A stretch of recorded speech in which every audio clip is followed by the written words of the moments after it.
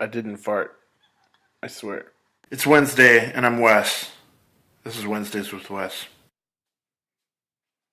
Anyway, so I read today in the LA Times that California finally got rid of the Prop 8 thing, like for the last time, I guess.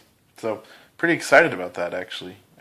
Various people will have their issues, of course, but overall, I think it's good news for most people, actually.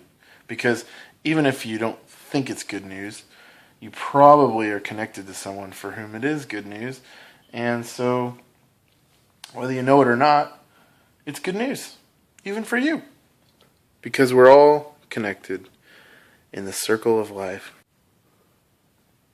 I also heard that Derek Webb, one of my favorite Christian music artists, I don't have a whole lot of favorite Christian music artists anymore.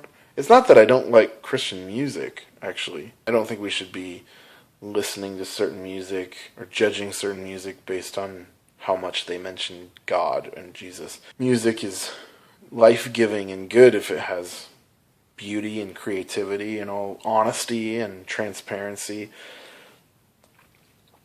And those are all things that I think Derek Webb has. And by the way, he talks about Jesus. Cool. He's coming out with a new album starting, I think it comes out early September. But you can check out his website. He's already putting up videos and stuff for it. But when I was in high school, I was a youth group junkie. Total Jesus Sunday school kid. Still kind of am. It was before I really started thinking critically about my faith and about theology. And I was just pretty much excited about Jesus for the first time. I heard Caedmon's Call, their album 40 Acres, and Derek Webb did a lot of the songwriting on that. And I remember just thinking wow, this is really good music. This is honest. And, at the time my favorite band was probably DC Talk or something. So Caedmon's Call was revolutionary for me. Later on when I was in college and I started reading people like Shane Claiborne and John Howard Yoder, Stanley Hauerwas, N.T. Wright.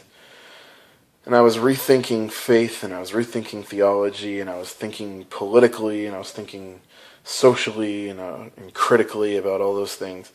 And Derek Webb went solo and started writing music that was talking about those things. And he came out with an album called Mockingbird that was deeply political and deeply spiritual. And it just clicked with me. It just followed me because Derek Webb, when I was a church kid, he made sense to me. And then when I started rethinking things, there he was again.